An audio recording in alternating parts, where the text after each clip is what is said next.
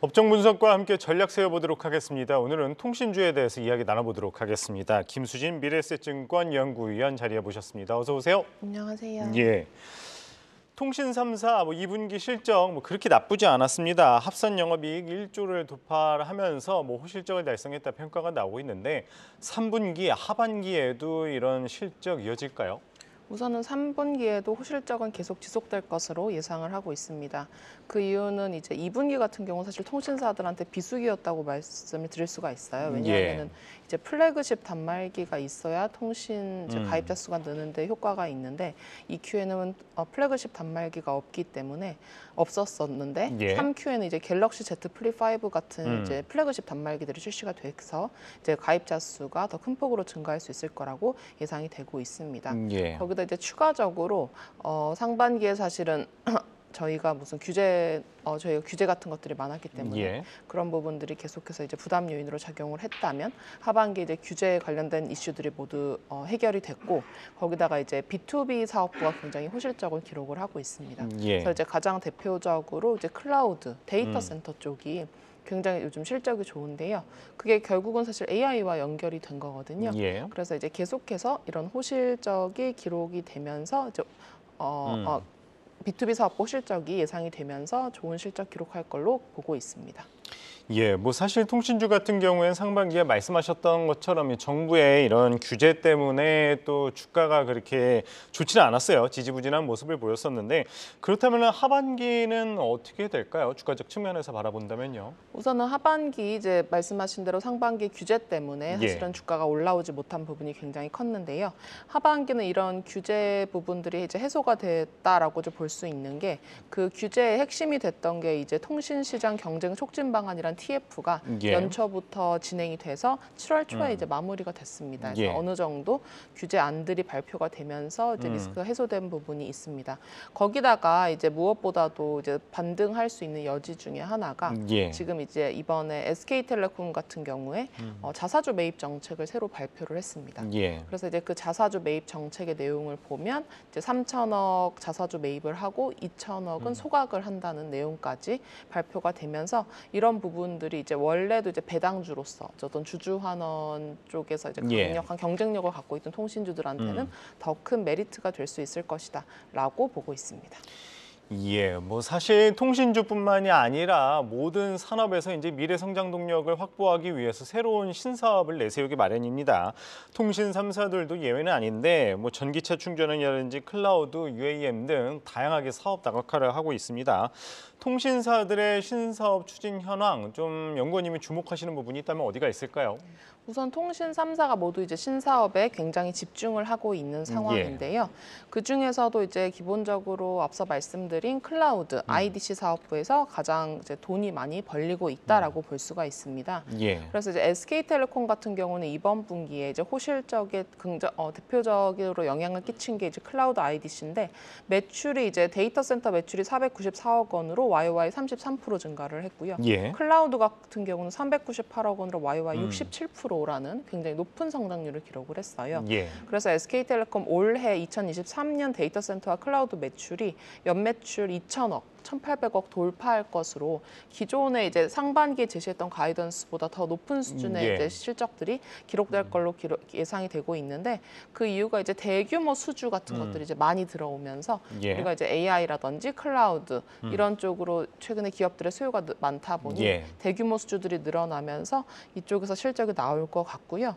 그리고 이제 KT 같은 경우는 이제 AI 그러니까 믿음이라는 초거대 AI를 직접 개발을 해서 이 AI를 활용하는 방안들을 계속해서 연구를 하고 있습니다. 그래서 이 초거대 믿음 같은 경우에는 최근에 이제 AICC 같은 B2B 솔루션에도 많이 사용이 되고 있고요.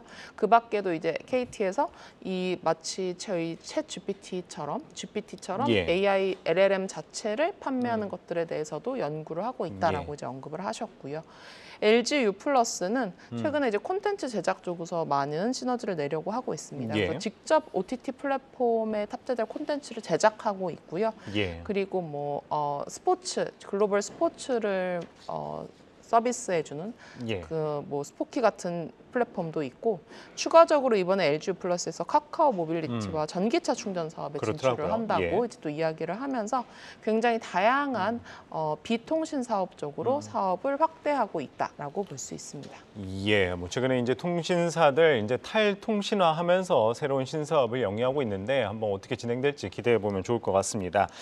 뭐 통신주 하면은 대표적으로 이제 배당주라고 사람들이 알고 있잖아요. 아무래도 이제 배당, 주주 환원 정책 관련해서 또 기대감이 큰 상황인데 이 통신주들 주주 환원책 어떤 게 있을까요?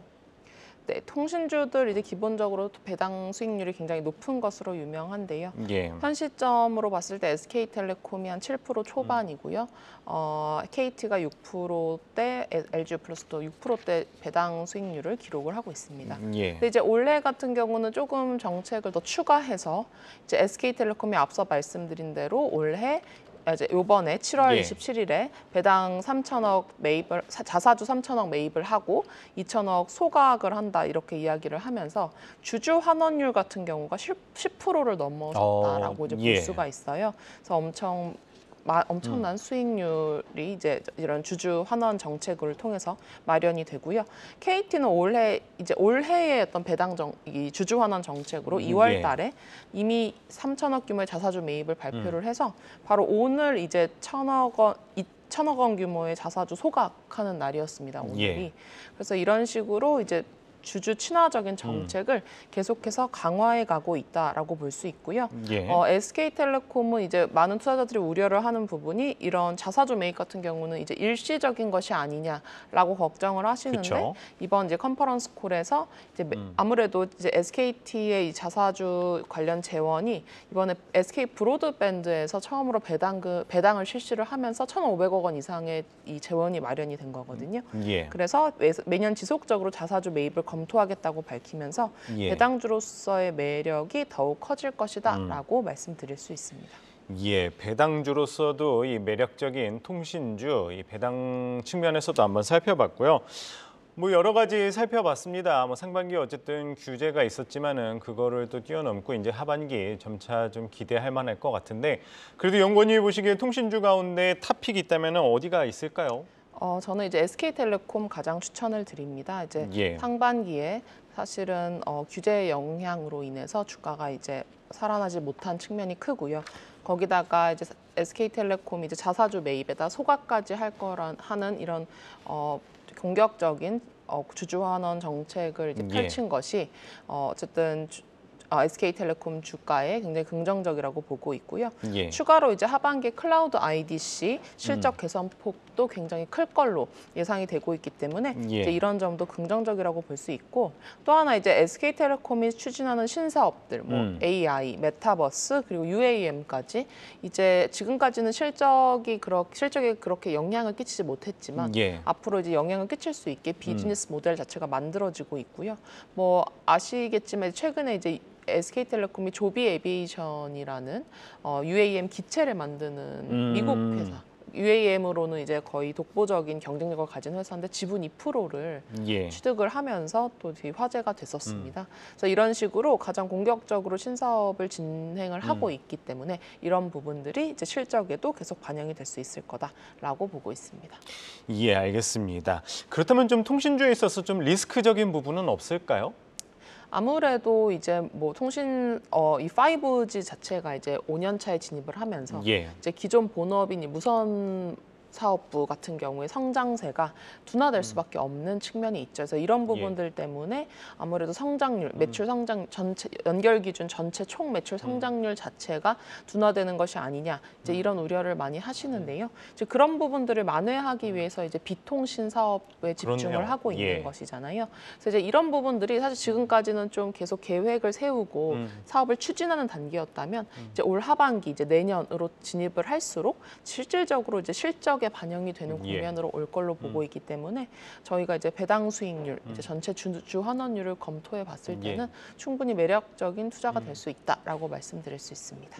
예, 알겠습니다. 이제 통신사를 넘어서 또 탈통신, 또 신사업까지도 한번 기대해보는 통신 3사 한번 눈여겨보도록 하겠습니다. 오늘은 김수진 미래에셋증권연구위원 말씀 들어봤습니다. 고맙습니다. 감사합니다.